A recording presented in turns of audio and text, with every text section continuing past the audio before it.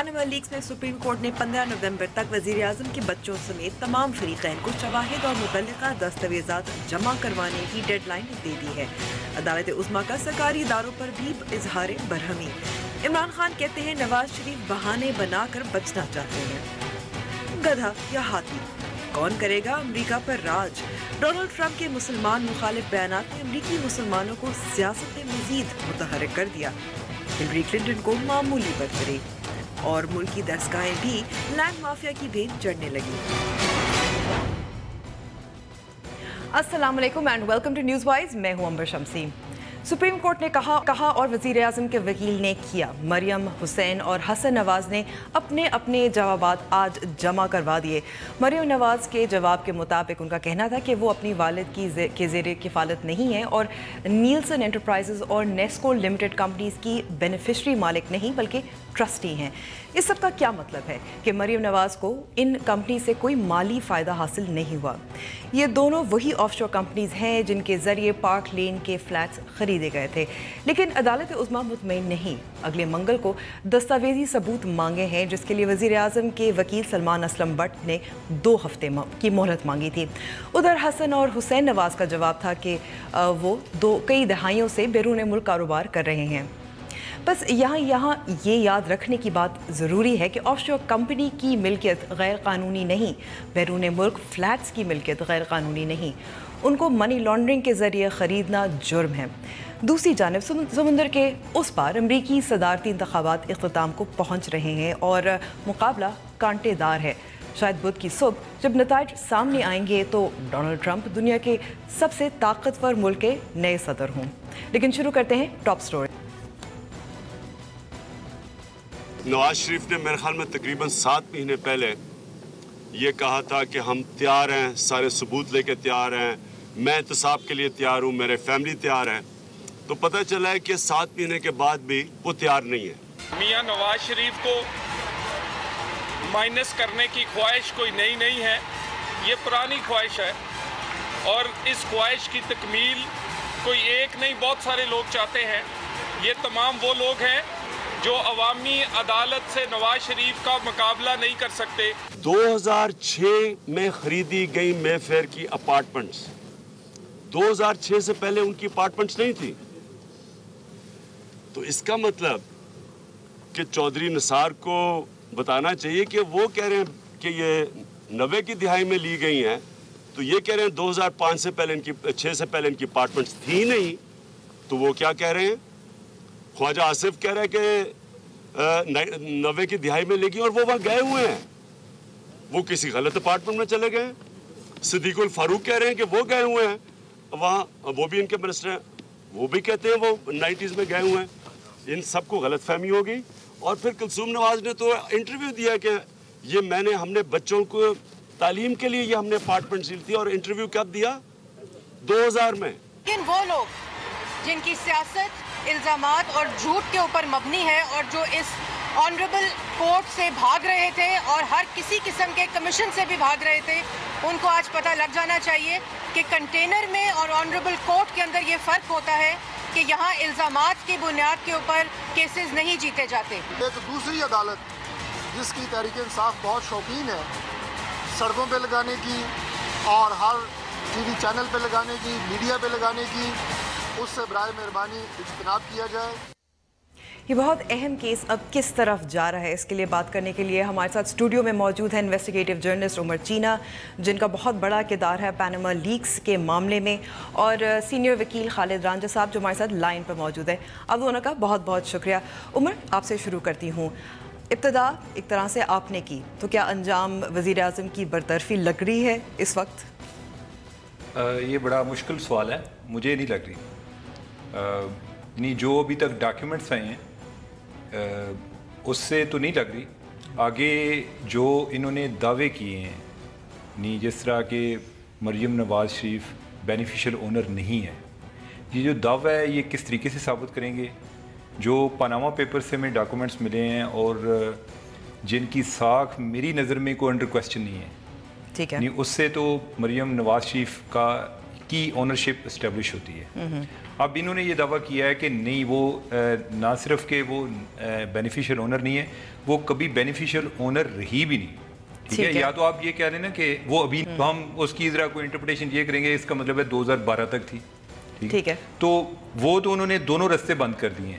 اب وہ اس کو کس طرح سے اسٹیبلش کریں گے, میں اس کو جو ہے یعنی کہ ایز اے اسٹوڈنٹ میں دیکھ رہا ہوں کہ یہ قانون کو کس کان سے پکڑتے ہیں اور کون سا ایسا ڈاکومنٹ بناتے ہیں.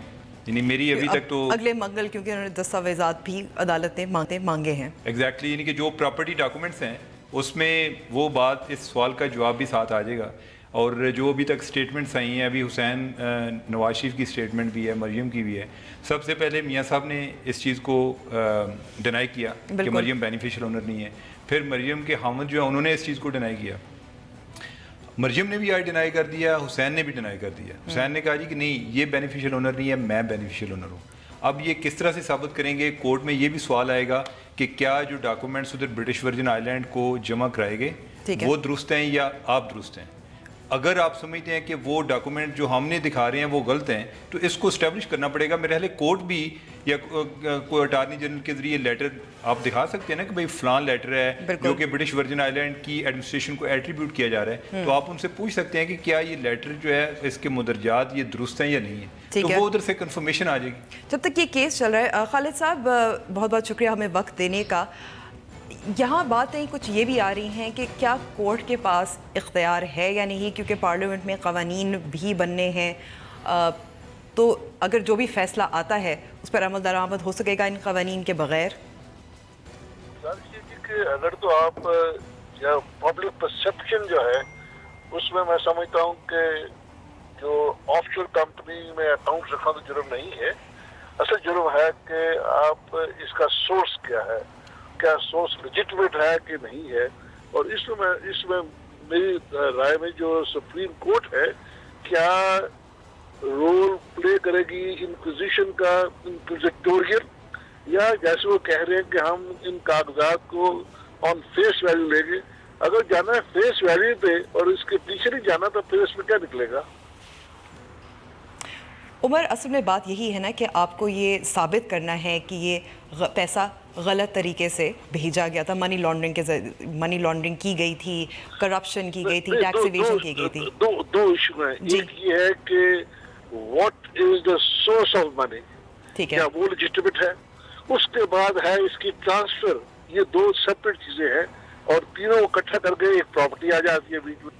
اگر جو پراپرٹی ہے اس کا نیکسس اس اماؤنٹ سے ہے جو کنورٹ ہوا ہے روپاؤں سے پاؤنڈز میں اور پھر پاؤنڈ کو پراپرٹی میں, تو میں سمجھتا ہوں اس میں دو پہلو. Number 1, what is the source, کیا یہ ٹیکسبل انکم تھی, ٹیکس پے ہوا تھا نہیں ہوا تھا, کیا واز اٹ وائٹ منی, اور اس کے بعد جو اس کو باہر لے جایا گیا اس کا سورس یہ کار کیا تھا. لہذا چوتھی بات یہ ہے کہ ایک آدمی جو عہدہ ہولڈ کرتا ہے پرائم منسٹر کا, جی, اگر وہ غلط بیان نہیں کرے تو پھر اس کا کیا اثرات ہو. ٹھیک ہے عمر, اس پہ آپ کی کیا رائے ہو سکتی ہے, کیونکہ ظاہر ہے مسئلہ یہی ہے کہ پھر سورس کیا تھی, جیسے خالد صاحب نے کہا. اچھا, میں کوئی خالد صاحب کی بات نہیں سن پا رہا تھا. ٹھیک ہے, خالد صاحب کی اوپینین کی ایک اپنی اہمیت ہے ایز اے لا ایکسپرٹ, لیکن میری ایک کامن سینس کوئی ایکسپلینیشن ہے. ٹھیک ہے, وہ یہ ہے کہ یہ منی ٹریل ان کو ثابت کرنا پڑے گا اگر ان فلیٹس کی اونرشپ جب سے خریدے ہیں تب سے ان کے پاس ہے, کہ یہ اس کے جو ہے نا فرسٹ ہینڈ پرچیز انہوں نے کی ہے. اگر آج آپ حسین نواز شریف کی اسٹیٹمنٹ دیکھیں تو اس میں انہوں نے کہا جی کہ یہ میاں شریف صاحب کی انویسٹمنٹ ہے. ٹھیک ہے, یعنی حسین نواز کے دادا کی انویسٹمنٹ ہے. ہمارے پاس یہ فلیٹ آئے ہیں 2005 میں. اچھا, مجھے یہ لگتا ہے, اور میری جو ان سے بات بھی کو پہلے ان کے لوگوں سے ہوئی, وہ یہی ہے کہ جب ان کی پراپرٹی وغیرہ تقسیم ہوئی تو یہ فلیٹ نواز شریف فیملی کے پاس چلے گی. آگے ان کے بچے کے پاس گئے یا بیٹی کے پاس گئے وہ بات کی بات ہے. اچھا, فیملی کے پاس گئے, نواز شریف فیملی کے پاس, یعنی جائیداد تقسیم ہوئی نواز شریف, شہباز شریف اور عباس شریف کو اور ان کی جو بہنیں ہوں گی. جو فلیٹ ہیں اور یا دوسری پراپرٹی, ان میں سے فلیٹ جو ہیں جن کا ابھی ذکر آ رہا ہے وہ ان کے پاس چلے گئے. اچھا, اگر یہ مسئلہ ہے تو پھر تو ایک اگر مجھے کوئی میں چیز انہیرٹ کرتا ہوں تو میرے حال انہیرٹ کرنے سے منی ٹریل کو ایکسپلین کرنے کی یہ میری یعنی کہ میرے لیے چیلنج نہیں ہونا چاہیے. بالکل, یہ تو میں کہوں گا کہ میں نے ان سے لیا ہے کہ میں اب وہ فوت ہو گیا, مجھے پتا ہوتا کہ آپ نے مجھے 2016 میں یہ سوال پوچھنا ہے, تو جب وہ زندہ تھے میں ان سے پوچھ لیتا. ٹھیک ہے, یعنی یہ اتنا کو بڑا مجھے نہیں لگتا. لیکن ول تو ہوگی. نہیں ول تو یہ ہوگی نا کہ یہ اس میں ول میں تو یہ ہوگا نا کہ یہ پراپرٹی کس کے نام پر جائے گی. ٹھیک ہے, اس میں یہ تو نہیں ہوگا جی کہ منی ٹریل جو ہے میں نے فلان جگہ سے پیسے لیے تھے اور ادھر سے میں نے آپ کو خرید کر دیے تھے. ظاہر ہے. لیکن میری اطلاع یہ ہے کہ انہوں نے کوئی جو ان کا ایک کلیم ہے جو کہ میاں نواز شریف نے اپنی نیشنل اسمبلی میں اسپیچ میں بھی کیا, آج حسین نے وہ دہرایا بھی ہے کہ جی یہ پاکستان سے پیسہ نہیں گیا, یہ جو ہمارا اسٹیل کا بزنس تھا دبئی سے اس کا پیسہ ہے. ٹھیک ہے, اچھا وہ اس کی ڈاکومنٹ لے آتے ہیں. اچھا آپ کے پاس آپ ان ڈاکومنٹس کو تب کویسچن کر سکتے ہیں کہ اگر آپ کے پاس کوئی ایسی کوئی کنٹراڈکٹری ایویڈنس ہے, وہ جو کہ نہیں ہے. آج پی ٹی آئی نے کہا جی کہ ہمارے پاس جو ایویڈنس تھی وہ ہم نے دے دی ہے, تو اس کا مطلب ہے کہ کوئی ٹریل کے بارے میں ایویڈنس نہیں ہے, کویسچن ہے. نہیں ہے. اچھا اب یہ ہے کہ وہ دکھا دیں, فرض کیا کہ میرے پہ یہ الزام لگ جائے کہ یہ جو آپ نے گھر لیا ہوا ہے یہ کرپشن کے پیسے سے. اچھا جب تک وہ الزام لگانے والا یہ چیز ثابت نہ کر سکے, تو میں اگر 4 لوگوں کو میں بتا دوں کہ میرے والد صاحب نے مجھے اتنے پیسے گفٹ کیے تھے, میرے بھائی نے اتنے پیسے گفٹ کیے تھے, میں نے تو اس سے لیے, تو آپ کو وہ بات ماننی پڑے گی انلیس کہ آپ اس کے کوئی کمپیٹنگ ایویڈنس لے کریں. بات پھر جو ہے وہ آ جائے گی کہ یہ اونرشپ کس کی ہے, یہ جو آگے انہیرٹ ہوئے تو ابھی وہ کس کے نام پر ہے, جو شاید 15 نومبر میں کچھ ہمیں اندازہ ہو. لیکن کیس ظاہر ہے پاکستان مسلم لیگ نون چاہتا تو ہے نا کہ کھنچتا چلا جائے. نہیں وہ چاہتے بھی ہیں اور میرے حال نہیں بھی چاہتے. ٹھیک ہے, نہیں میرے حال ہے کہ وہ یہی چاہیں گے کہ اگر ان کا ہوم ورک کمپلیٹ ہے, ان کو کوئی ایسا کوئی بڑا چیلنج پیش نہیں آ رہا, تو وہ چاہیں گے کہ یہ ہفتے کے اندر یا ایک ماہ کے اندر یہ ختم ہو. یہ کہ روزانہ ہمارے لیے ہمارے لیے یہ ایک اسٹگما بنا ہوا ہے جی, وہ روزانہ کہتے ہیں جی کہ ہر آدمی اپنی اپنی مرضی سے گیس لگاتا ہے کہ کتنا پیسہ انہوں نے باہر بھیجا, تو وہ تو چاہیں گے کہ اس کو ختم کریں. اس کو ختم کریں. بہت بہت شکریہ وقت دینے کا چیمہ صاحب اور خالد رانجھا صاحب. لیکن بریک پہ جائیں گے اور بریک کے بعد ہم بات کریں کہ امریکی انتخابات میں مسلمان ووٹرز اور مسلمان سیاستدان کس طرح سے متحرک بھی ہو رہے اور خوفزدہ بھی ہیں. الیکشنز تو بس بدھ کو ہمیں نتائج پتہ چل جائیں گے. بریک کے بعد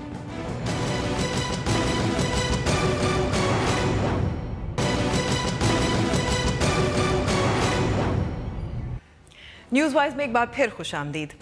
امریکی مسلمانوں نے صدارتی امیدوار ڈونلڈ ٹرمپ کے نفرت انگیز نظریات کو دفن کرنے کی ٹھان لی ہے. مختصر مدت میں لاکھوں مسلمانوں نے خود کو بطور ووٹر رجسٹر کر دیا ہے. امریکی تاریخ میں پہلی بار مسلم کمیونٹی کی سیاست میں اس قدر دلچسپی منفرد واقع ہے. تفصیلات دانیال حسن کی اس رپورٹ میں. I think Islam hates us. We are not at war with Islam. We've had Muslims in America since George Washington. America has a choice to make. Donald has consistently insulted Muslims abroad, Muslims at home. یہ T V commercial کسی اور نے نہیں بلکہ امریکی مسلمانوں نے اپنے کمیونٹی کا سیاسی شعور جگانے کے لیے بنایا ہے تاکہ انہیں حق رائے دہی کے وقت ڈونلڈ ٹرمپ کے عزائم خوب ذہن نشین رہیں. مسلمانوں کی خواہش ہے کہ صدارتی انتخابات میں کسی انتہا پسندی کے بجائے ڈیموکریٹک امیدوار ہلری کلنٹن کا پلڑا بھاری رہے. The Quran teaches that Islam is a commitment to live in peace. امریکہ کی کئی ریاستوں میں ووٹ کی اہمیت اجاگر کرنے کے لیے تقاریب بھی منعقد کی گئیں جس میں زور دیا گیا کہ اب مسلمانوں کے سیاست میں کلیدی کردار ادا کرنے کا وقت آن پہنچا ہے. اب جو ہے بہت سے لوگ جو ہیں وہ صرف مطلب یہ کہ ڈاکٹرز اور انجینئرز کے علاوہ چاہتے ہیں کہ کچھ لوگ جو ہیں وہ کانگریس میں بھی ہوں, پالیٹکس میں بھی ہوں, اور کچھ لوگ جو ہیں وہ واشنگٹن میں بھی ہوں. اس لیے کہ جب ہم پالیسیز کو دیکھتے ہیں تو یہاں پر امریکہ جو ہے بہت ہی فیئر ہے اس معاملے میں کہ اگر آپ کسی چیز کو افیکٹ کر سکتے ہیں تو وہ ہیں پالیسیز, اور اگر آپ پالیسیز کو کیسے افیکٹ کریں گے صرف اسی وقت آپ یہ سب کچھ کر سکتے ہیں جب آپ اپنی لوکل الیکشنز میں حصہ لیں, پھر آپ جو ہیں کانگریس میں حصہ لیں, اور پھر آپ جو ہیں سینٹ کی طرف آئیں. تو ہماری یہاں پہ کوئی آواز نہیں ہے. مسلمانوں کی صدارتی انتخابات میں دلچسپی دیکھ کر امریکی سیاستدان بھی خوش ہیں اور اسے مثبت قدم قرار دے رہے ہیں. To see Muslims come out and register other people to vote, to have candidate forums, to get out and educate about the voting process is really wonderful to see. And I want to say that at the end of this election cycle, we're going to see the Muslim community as being a major voting bloc that had a tremendous influence on the outcome of this election. Well, right now when you have Donald Trump saying that a whole community should be thrown out of the country, and I was very moved today to be in this room, watching over 200 people stand up to do a pledge of allegiance, and I actually observed everyone saying the words to our country. And these are the people that Donald Trump wants to throw out of our country. I mean, it's very difficult. I mean, people are being basically judged by a few terrorists. A whole religion is being judged, and it's really an issue. America में बसने वाले मुसलमानों के ख्याल में Donald Trump का white house से दूर रहना इनके लिए किसी खुशबख्ती से करना होगा। This November. Our country's motto is E pluribus unum. Out of many, we are one. Will we stay true to that motto? अमरीकी मुसलमान तो बहुत कोशिश करें, लेकिन अब एक रोज़ रह गया है इलेक्शन में। हमारे साथ न्यूयॉर्क से ज्वाइन कर रहे हैं शिराज हसनात, जो डॉन न्यूज़ के रिपोर्टर हैं। बहुत बहुत शुक्रिया वक्त देने का। शिराज, इस वक्त क्या मूड है? अर्ली वोटिंग, आप जैसे मुझे बता रहे थे, शुरू हो चुकी है। जी बिल्कुल, thank you Amber for giving me time. बिल्कुल अर्ली वोटिंग इस वक्त अमेरिका में अपने पीक पे है, और अभी तक 3 करोड़ से ज़ायद वोटर जो हैं वो अपना हक़ राय दही इस्तेमाल कर चुके हैं। ये वो लोग हैं जो इलेक्शन के दिन कहीं वोट कास्ट नहीं कर सकते, या मुल्क से बाहर हैं, या अपने जो वोटिंग एरिया उससे बाहर हैं, तो इन्होंने अर्ली वोटिंग के इस राइट को इस्तेमाल किया है। और जो ट्रेंड कुछ पोल में सामने आया, उसमें ओहायो और कई ऐसी स्टेट्स हैं जिन्होंने अपने पिछले रिकॉर्ड भी तोड़ दिए हैं अर्ली वोटिंग के, और ये सबसे ज़्यादा इस बार अर्ली वोटिंग हुई है। ख़ास तौर पे इसमें जिस तरह डोनाल्ड ट्रंप ने इमिग्रेंट्स को और हिस्पानवी इमिग्रेंट्स को बड़ा टारगेट किया था, तो इस अर्ली वोटिंग में जो एक मेजर ट्रेंड सामने आ रहा है वो हिस्पानवी वोटर्स का है कि वो बहुत बड़ी तादाद में वोट कास्ट करें। इस हवाले से जो यहाँ के थिंक टैंक्स हैं उनका ये ख्याल है कि चूँकि हिस्पानवी डोनाल्ड ट्रंप की इमिग्रेशन की पॉलिसी से एग्री नहीं थे, लिहाजा वो वोट कास्ट कर रहे हैं। उस सूरत हाल में इस बात की पॉसिबिलिटी है कि वो सारे के सारे वोट जो हैं, या उसमें जो अक्सरीती वोट हैं, वो हिलरी के हों। जी अच्छा शिराज, ये भी आ रहा था कि पिछले 2 दिन से फिर वो आखिरी एक पुश जो होता है ना, मुहिम चला रहे थे दोनों उम्मीदवार, कुछ स्विंग स्टेट्स में, कुछ यहाँ और वहाँ। तो वहाँ इनके जो मुहिम, आखिरी मुहिम है, उससे क्या बातें सामने आई? उसके अलावा फिर हिलरी क्लिंटन का ईमेल स्कैंडल भी FBI का भी सामने आया था, जिसकी वजह से उनके पोलिंग में, रेटिंग में वो कुछ फ़र्क भी पड़ा था।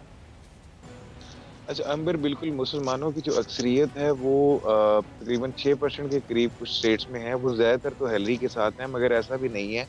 कुछ मेजर इन्फ्लुएंशियल मुस्लिम्स कम्युनिटी जो है, पाकिस्तानी भी और दीगर मुल्कों से भी, वो ट्रंप का साथ भी दे रहे हैं, और ना सिर्फ उसके लिए फंडिंग फाइनेंसिंग इकट्ठी कर रहे हैं, बल्कि उसकी पूरी कैंपेन भी कर रहे हैं। तो इसलिए, लेकिन ज़्यादा ट्रेड मुस्लिम कम्युनिटी के हिलरी की तरफ है। और इसके अगेंस्ट में अगर हम थोड़ा सा देसी कम्युनिटी को और एलैबोरेट करें, तो जो इंडियन लोग हैं, हिंदू लोग हैं, उसमें जो ब्राह्मण हैं, जो रेसिज्म को थोड़ा हाईलाइट करते हैं, वो ट्रंप के साथ हैं, जबकि उनकी जो निचली कम्युनिटी है वो हिलरी का साथ दे रही है। तो ये इस साइड, लेकिन मुस्लिम्स चूँकि एक ही साइड को सपोर्ट कर रहे हैं। कल कुछ मुस्लिम इवेंट्स में भी हमने लोगों से बात की, उनका भी यही कहना था कि हमारे पास चॉइस नहीं है, लेकिन चूँकि हिलरी और ट्रंप में से हमें किसी का इंतखाब करना है, तो हम ये बिलीव करें कि हिलरी।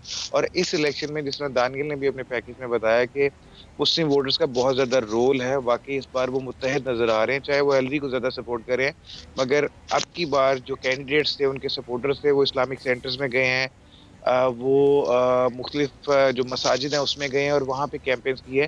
तो ये पहली दफ़ा हुआ, आमतौर पे ये चीज़ पहले देखने में नहीं आती थी। दूसरा, जो स्विंग स्टेट्स हैं, बिल्कुल वो बहुत अहम रोल प्ले करेंगी। पिछली दफ़ा भी फ्लोरिडा पे मामला फंस गया था, अभी भी ये दोनों कैंडिडेट्स का इसी पे जोर है, क्योंकि वो अनप्रडिक्टेबल हैं। जो इलेक्टोरल वोट है वो वहाँ पे ज़्यादा है, उन्हें आइडिया नहीं है किसकी तरफ जाना है। हिलरी का जो ईमेल स्कैंडल था, और उसकी जो कल FBI ने उसको क्लियरेंस दी है, उसकी वजह से जो लास्ट पोल आ रहे थे उसमें हिलरी और ट्रंप का बहुत माइनर डिफरेंस रह गया था, और ट्रंप बहुत ज़्यादा पॉपुलैरिटी गेन कर रहे थे, और हिलरी के कुछ वोटर्स बात से नाला भी थे कि हिलरी के ईमेल स्कैंडल की वजह से वो नीचे जा रही हैं, उनका जो रेशियो है, जो ग्राफ है, वो नीचे जा रहा है। मगर कल जब FBI ने उन्हें क्लियर किया है, तो हिलरी के जो साइड है वो बाकायदा खुशियों के शदाने बजाए जा रहे हैं। दे आर क्वाइट हैप्पी, और जो लोग उसको गिल्टी डिक्लेयर करते हैं, जनरल पब्लिक, अब they are again tilting toward سو وہ فیکٹر ہے بہت بڑا، بہت زیادہ، جس میں ڈیسائیڈ کرنا ہے امریکی عوام کو، کل اپنا فیصلہ کرنا ہے کہ انہوں نے وائٹ ہاؤس کا مکین ہیلری کو چننا ہے یا ٹرمپ کو۔ شراز، جب فیصلہ ہو جائے گا تب بھی ہم آپ سے بات کریں گے، لیکن وقت ختم ہو گیا ہے اور پہ جانا ہے، اور بریک کے بعد ہم بات کریں گے اسلام آباد کی ایک یونیورسٹی نے کس طرح سے الزام لگایا ہے لینڈ مافیا کا۔ سنتے ہیں بریک کے بعد۔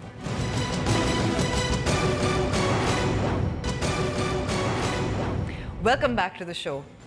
پاکستان کی سرکاری املاک بالخصوص تعلیمی اداروں پر قبضے کوئی نئی بات نہیں۔ اسکولوں میں کبھی بھینسوں کے باڑے بنائے جاتے ہیں تو کبھی وڈیروں کے ڈیرے، لیکن بات جب ملک کی سب سے اعلیٰ درسگاہ پر قبضے تک پہنچ جائے تو معاملہ سنجیدہ سے زیادہ سنگین بن جاتا ہے۔ دیکھیے خرم شہزاد کی یہ خصوصی رپورٹ۔ قائد اعظم یونیورسٹی پاکستان کی اعلیٰ ترین سرکاری جامعہ ہے۔ اس کا قیام 1967 میں عمل میں لایا گیا اور اس کو اسلام آباد کی مارگلا پہاڑیوں کے دامن میں 1709 ایکڑ زمین الاٹ کی گئی۔ اب یونیورسٹی انتظامیہ کا کہنا ہے کہ ان کی زمین پر مختلف لوگ قبضہ کر رہے ہیں، جن میں سر فہرست سینٹ کے سابق چیئرمین نیر بخاری ہیں، جنہوں نے یونیورسٹی کی زمین پر گھر بنانے کے بعد اس سے ملحقہ علاقے پر بھی ناجائز تجاوزات بنا لی ہیں۔ ہماری زمین کا یہ جو سامنے پل نظر آ رہا ہے، یہاں پہ ایک نالا گزرتا ہے، چنگ کس اس کا نام ہے، جو شادرہ سے نکلتا ہے۔ یہ ہمیں سی ڈی اے نے جو نقشہ دیا ہے اس کے مطابق یہ ہماری نیچرل باؤنڈری ہے۔ یہ نیر بخاری صاحب کا گھر ہے، 2006 میں انہوں نے یہ شروع کیا تھا، تو اس وقت سے یہ ڈسپیوٹ چل رہا ہے۔ ہم نے سی ڈی اے سے کئی دفعہ ریکویسٹ کیا کہ اس کی نشاندہی کریں، تو اب یہ کوئی فیصلہ نہیں ہوا کہ کس کا ہے، لیکن ہمارے ریکارڈ کے مطابق تو یہ ہماری زمین کے اندر ہے۔ نیر بخاری یونیورسٹی کی زمین پر قبضے سے لا تعلقی کا اظہار کرتے ہیں اور کہتے ہیں کہ یہ زمین انہوں نے 2006 میں خریدی۔ میری لینڈ تو residual land to the C D A, اور سی ڈی اے نے جو الاٹ کیا اس کا بھی رپورٹ میں موجود ہے۔ یہ جو نیا کہتے ہیں کہ جی ہم نے قبضہ کیا، میرا کوئی کنسرن نہیں اس کے ساتھ۔ وہ زمین سی ڈی اے کی ہے، وہ مقامی لوگ پہلے کاشت کرتے تھے، آپ کسی نے ڈرائیونگ ٹریک بنایا، آپ got no concern with it.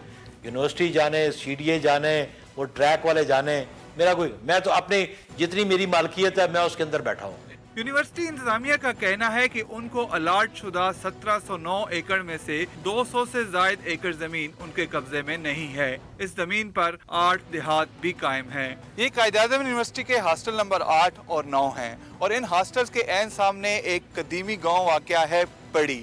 کیا اس گاؤں نے یونیورسٹی کی زمین پر قبضہ کیا ہوا ہے، یا اس گاؤں کی زمین یونیورسٹی کو الاٹ ہی نہیں ہوئی، یا دیگر جو یہاں پر بڑے لوگ ہیں یا سیاسی نمائندے ہیں انہوں نے یونیورسٹی کی زمین پر قبضہ کیا ہوا ہے؟ یہ سارا کچھ طے کرنا حکومت کا کام ہے۔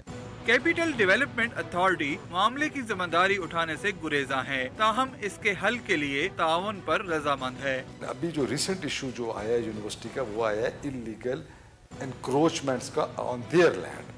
تو یونیورسٹی ایک انڈیپینڈنٹ ادارہ ہے، ان کو اپنے لینڈ کی خود کیئر کرنی چاہیے، and they suppose to be the custodians of the land which has been allotted to them, کہ ہم ان کو اسسٹ کر سکتے ہیں ڈیمارکیشن میں، نشاندہی میں، ان کی جو کہ زمین ہمارے پیپرز میں جو ان کو الاٹڈ ہوئی ہے۔ سرکاری املاک کی حفاظت سب کی مشترکہ ذمہ داری ہے، لیکن یہ تبھی ممکن ہے جب اداروں کی انتظامیہ اس کی مکمل نشاندہی، مناسب دیکھ بھال اور نگرانی کرے۔ کیمرہ مین ہارون انیل کے ساتھ پروگرام نیوز وائز کے لیے خرم شہزاد، اسلام آباد۔ یہ معاملہ نہ صرف سنگین ہے بلکہ پیچیدہ بھی ہے، اسی لیے ہمارے ساتھ اسٹوڈیو میں ڈاکٹر آصف علی ہیں، قائد اعظم یونیورسٹی کے ترجمان نمائندہ، بہت بہت شکریہ وقت دینے کا۔ اور فون پہ ہمارے ساتھ موجود ہیں شیخ انصر عزیز صاحب، جو میئر ہے اسلام آباد کے اور چیئرمین سی ڈی ہیں۔ آپ کا بھی بہت شکریہ وقت دینے کا۔ سب سے پہلے تو میں آپ سے پوچھوں گی ڈاکٹر آصف کہ یہ معاملہ تو پھر یونیورسٹی کو حل کرنا چاہیے نا؟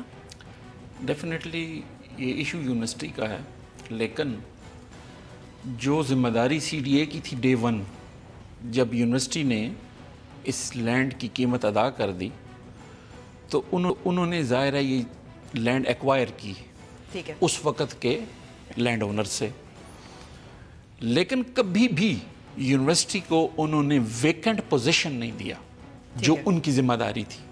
اس کے بعد کوئی انکروچمنٹ ہو جاتی تو وہ ڈیفینیٹلی یونیورسٹی کی ذمہ داری ہے۔ یونیورسٹی کی باؤنڈری کے اندر 8 گاؤں کیسے آباد ہو سکتے ہیں؟ یہ بالکل واضح ہے کہ ان گاؤں کو کبھی وہاں سے اٹھایا ہی نہیں گیا۔ ٹھیک ہے۔ تو جس زمین کو کہا گیا ہم نے پیمنٹ کی ہے، ڈاکومنٹس کے اندر موجود ہے، 1709 ایکڑ 4 کنال اور 12 مرلے، اس کی قیمت ادا ہو چکی ہوئی ہے، لیکن کاغذ کے اوپر ایک میپ کے ذریعے نشاندہی ہے کہ یہ آپ کی زمین ہے۔ صحیح۔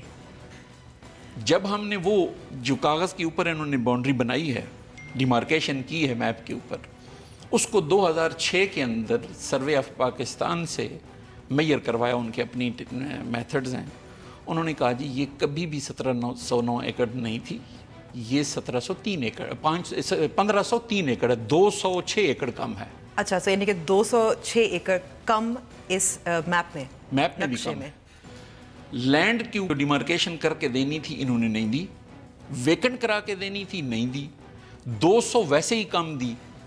تو جب ہم کہتے ہیں نا کہ ہمارے یونیورسٹی کی لینڈ کے 3 انکروچرز ہیں، تو ان میں سے ایک سی ڈی اے خود ہے۔ ٹھیک ہے، میں آپ اب عزیز صاحب سے پوچھوں گی، قائد اعظم یونیورسٹی کا یہی موقف ہے کہ سی ڈی اے بھی ایک انکروچر ہے، کہ وہ جو 200 پلس ایکڑ زمین وہ نہ نقشے میں ہے، جس کے ظاہر ہے پیسے بھی ادا کیے گئے ہیں، اس کو وہ کہاں ہے، وہ کیوں نہیں دیے گئے یونیورسٹی کو؟ جی دیکھیں، میں نے ساری بات سنی ہے، ڈاکٹر صاحب جو فرما رہے ہیں اس میں یہی ہے جی کہ جس وقت ان کو لینڈ سی ڈی اے کی طرف سے دی گئی، آج سے 30 سال پہلے، 20 سال پہلے، 25 سال پہلے، جب بھی وہ جو لوگ بھی تھے، اس وقت ظاہر ہے ڈاکٹر صاحب بھی نہیں ہوں گے اور اس وقت ہم بھی نہیں تھے، لیکن اس وقت جو لوگ تھے ان کو یہ انشور کرنا چاہیے تھا کہ جب وہ سی ڈی اے کو پراپر پیمنٹ کر رہے ہیں 1709 کنال کی یا جو بھی ہے، تو اس وقت پورا پوزیشن لیتے، یا جب انہوں نے باؤنڈری وال اگر بنائی، جی ٹھیک ہے نا جی، جب اگر انہوں نے باؤنڈری وال بنائی سی ڈی اے کے اس میں قائد اعظم یونیورسٹی والوں نے، تو ان کو اس وقت دیکھنا چاہیے تھا کہ جنہوں نے اس وقت ان کو یہ معاملہ ٹیک اپ کرنا چاہیے تھا جی کہ ہم باؤنڈری وال بنا رہے ہیں، ہماری باؤنڈری کے اندر جو ہے وہ آبادی آ رہی ہے یا انکروچرز آ رہے ہیں، تو اس وقت یہ معاملہ کیوں نہیں اٹھایا گیا؟ تو سی ڈی اے نے تو اس وقت جو جہاں تک میری انفارمیشن ہے، جی ایک منٹ میں جی، تو وہ میں نے کہا جہاں تک میری انفارمیشن ہے وہاں تک کہ اب سی ڈی اے نے جب ان کو لینڈ کے پیسے لیے انہوں نے ان کو پوزیشن ہینڈ اوور کر دیا، تو یہ اس وقت قائد اعظم یونیورسٹی کے جو بھی اس وقت لوگ تھے ان کو چاہیے تھا کہ جی وہ اس کا پراپر پوری لینڈ کا پوزیشن لیتے یا اسی وقت معاملہ اٹھاتے کہ جی ہمیں اتنی لینڈ کم ملی ہے، جس طرح یہ فرما رہے ہیں جی کہ 2006 میں یہ معاملہ اٹھایا گیا، تو میرے خیال میں تو وہ اس وقت 20-25 سال میں اچھی خاصی انکروچمنٹ ہو جاتی ہے، اور ان کے پاس چونکہ 1700 ایکڑ تھا قائد اعظم یونیورسٹی کے پاس، تو انہوں نے خود بھی اس وقت بادر نہیں کیا ہوگا ان کی انتظامیہ نے کہ جی کہاں پہ کوئی انکروچرز آ رہے ہیں یا کہاں پہ نہیں ہیں، لیکن ہم تو پھر بھی جو ہمارے ممبر پلاننگ نے ورژن دیا ہے میں وہ بھی سن رہا تھا جی، تو ہم اویلیبل ہیں، ہم تو یہ کر سکتے ہیں جی کہ دوبارہ ان کو ڈیمارکیشن کرا دیں، ہماری جو بھی ایکسپرٹیز ان کو چاہیے دوبارہ سروے آف پاکستان کو ہم شامل کرا کے تو ان کو ہم ان کی ڈیمارکیشن کرا دیتے ہیں، لیکن جیسے کہ یہ کہ جی جو کسٹوڈین ہے وہ تو قائد اعظم یونیورسٹی، تو عزیز صاحب جو کسٹوڈین ہے قائد اعظم یونیورسٹی ہے، تو جو انکروچمنٹ ہوئی ہے ان کو پھر ہٹا دیں گے، ان کو نکال دیں گے، پھر کارروائی کیا ہو سکتی ہے، سی ڈی اے کیا کر سکتا ہے؟ دیکھیں جی ہم تو یہ کر سکتے ہیں کہ ہم صرف ان کو ڈیمارکیشن دے سکتے ہیں، ٹھیک ہے جی، اور اس کے علاوہ جو اس کے اندر انکروچرز ہیں یا کوئی اور اس کے انکروچرز اس کے بعد آ گئے ہیں، جب ان کو لینڈ ایوارڈ ہو گئی تھی تو ان کو ہٹانا یا ان کے ساتھ معاملہ ٹیک اپ کرنا وہ تو قائد اعظم یونیورسٹی کی ذمہ داری ہے۔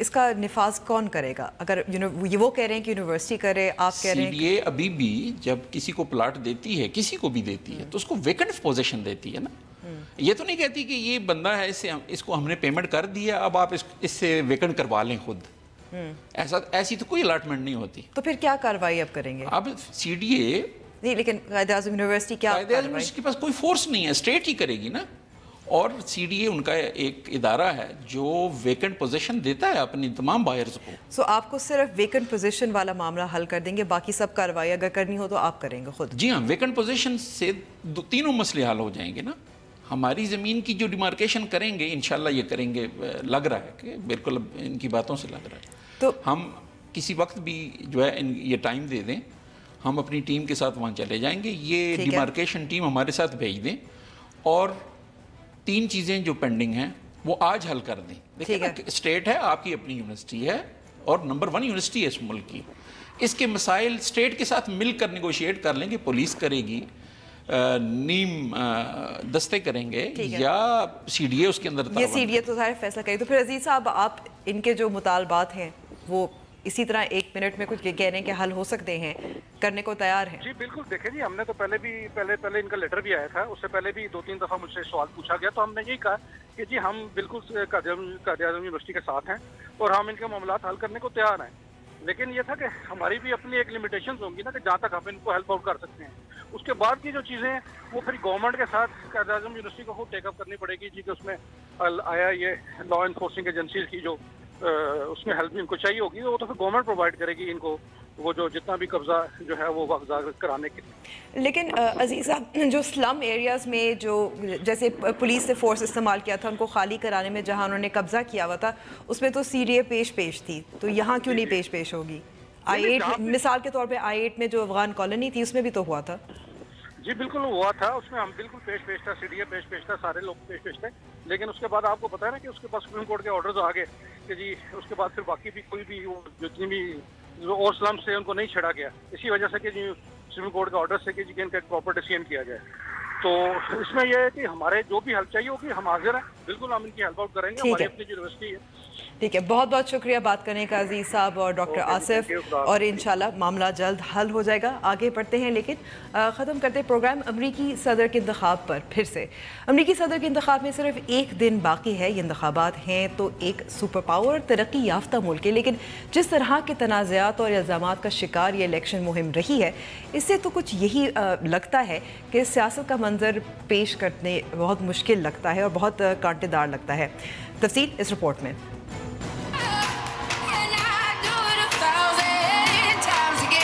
مخالف کے لیے نازیبا الفاظ کی ادائیگی، کرپشن کے الزامات، نفرت انگیز بیانات، دباؤ کے باوجود ٹیکس گوشوارے نہ ظاہر کرنا، سب امریکی الیکشن کے زینت بنے رہے. 2016 الیکشن کو امریکی تاریخ کے سب سے زیادہ متنازع الیکشن بنانے کی بنیاد ڈونلڈ ٹرمپ کے نفرت انگیز بیانات نے ڈالی، جب ٹرمپ نے اپنی مہم کے آغاز میں ہی لاطینی تارکین وطن کو اسمگلر اور مجرم قرار دے کر امریکی عوام سے وعدہ کیا کہ وہ جب صدر بنیں گے تو ایک طویل دیوار بنا کر ان پر ملک پہ داخلہ ممنوع کر دیں گے.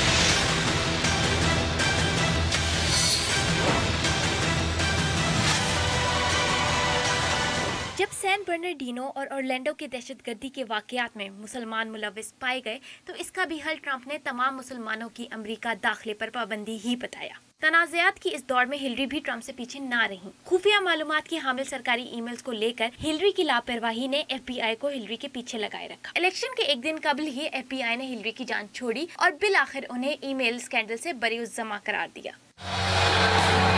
الیکشن تنازعات سے ٹرمپ کی بیوی ملانیہ بھی بچ نہ پائیں. کبھی ان کا امریکہ میں غیر قانونی رہائش کا معاملہ تو کبھی مشیل اوباما کی تقریر چوری کرنے پر شرمندگی کا سامنا. ملانیہ بھی ناقدین کے نشانے پر رہیں. الیکشن کے فاتح کا تو ابھی تک پتہ نہیں، لیکن الزامات کے دوڑ کے فاتح یقیناً ٹرمپ رہے. عورت کے ساتھ نازیبا سلوک، ٹیکس چوری، معذور افراد کا مذاق اڑانا، تشدد پر اکسانے جیسے الزامات نے ٹرمپ کو اس دور کا فاتح بنایا. نیوز وائز کا وقت اب ختم ہوا ہے. آپ ہم سے رابطہ کرنا چاہیں تو فیس بک اور ٹویٹر حاضر ہے. کل تک کے لیے خداحافظ.